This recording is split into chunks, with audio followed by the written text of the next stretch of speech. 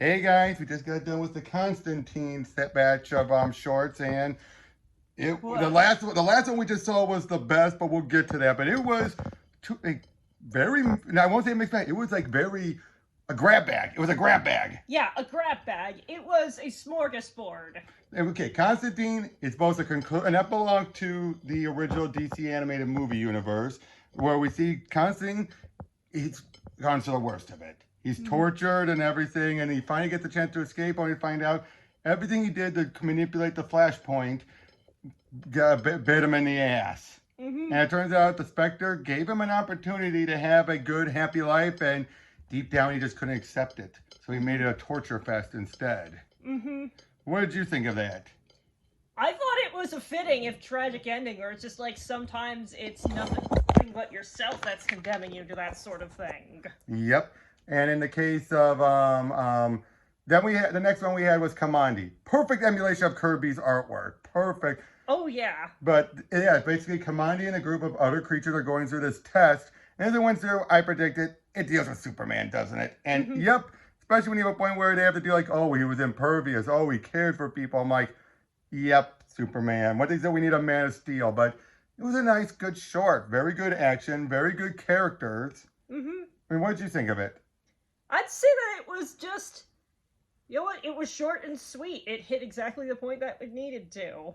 But the animation is probably what sold it the best, right? Yeah, it's just like, I think you said something along the lines of, that sounds like a pilot for an actual series. At the end, yeah, because he says, I gotta go find Superman, and if I don't, we're doomed. Then we had the Losers, which was another war piece. At first I thought, oh, it's matching the old style. It really didn't, but it was a good story, if a bit predictable. Indeed. Because it's taking what was done in the New Frontier, what never got shown in the animated movie was in the comics, where they're on Dinosaur Island and they end up all getting picked off one by one, different ways in that special, to try and, in this case, prevent anyone from getting access to it. And you had this Chinese operative, voiced by Ming-Na Wen, who was so obviously the traitor. It was so obvious. The moment you saw one of the guys calm down Dinosaur and then she threw an explosive, you knew, oh, she's a backstabbing bitch. I mean, didn't you feel that way too? Yeah. That was the weakest of them, but it was good still. It was still good. Yeah, I would agree with that.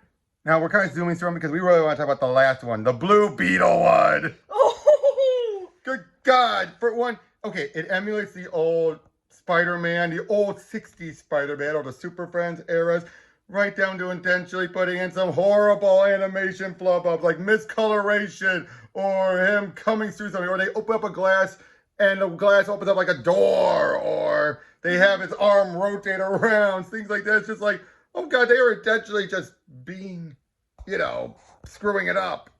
What did you think of that one? That was extremely entertaining. It's very hard to do the so bad it's good kind of thing intentionally right, but they did it here. Because, like, I've seen been sent, like, little shorts like that, and it's just, like, I could just immediately get why this was funny. It's just, like, it's a tongue-in-cheek making fun of in a good-natured way. But the one downside is that they just do the specific animations. I think they front-load a bit too much of it. You know, the screw-ups. They put in that opening fight, and that's the most you usually see of all the bad animation quirks. I felt like, don't front load it. Mix it in throughout the whole thing, not just in that one shot. You know what I mean, right? Like, he has one bad animation, and then he's miscolored, and then it's other stuff. You're like, yeah, but you don't see it that badly throughout the rest of it. You see a lot of repeated animation, but you don't see as much of the misdone animation. Yeah, that's fair. But overall, it was hilarious. And by the end, I thought there was going to be a twist at the end. Not really, but it was so hokey writing. The writing was so hokey, intentionally so. It's just like, it's one of those things that just puts a warm smile on your face. And we were cracking up. That kept your attention the whole time. Some of the other ones, you would look at your phone. This time, you're like, you were looking at the whole time. Yeah. So overall, all of these different shorts, this smorgasbord of, all of this multiple DC Comics characters. What did you think of it overall? I thought it was a really interesting way to get to know a lot of characters that I didn't know about before or really only knew about in passing. And which ones have really piqued your interest the most? I'd have to just say that out of all of them, Spectre probably stood out the most to me. Not that you're at all surprised. Right, I am not surprised, especially after that first short and his appearance in the Constantine one, where you saw his more ominous side. Mm-hmm. It's more, I am the wrath of God and I am a higher deity side. Mm-hmm. Because the one you saw in the short was more his early days of where he was a comic about him. Mm-hmm. But were there any others, like Phantom Stranger or anyone? I'll still need to think about that. There is sort of a lot of things. Still need to digest it. Okay, how about this one? Sergeant Rock or the Losers? Sergeant Rock, definitely. I thought so. I thought the Losers were good, but the fact they kept dying off one by one, which I hate how people are reusing that bit now. Ever since New Frontier did it, it feels like, oh, we need to kill them off, and they're the losers. They're like, please, guys, stop repeating that. Yeah. But overall, I mean, this one's a bit on the shorter side compared to the other videos, but overall, this was a good marathon, right? Just a nice, different types. I would say in my mind, I hope it got into your interest with Jonah Hex.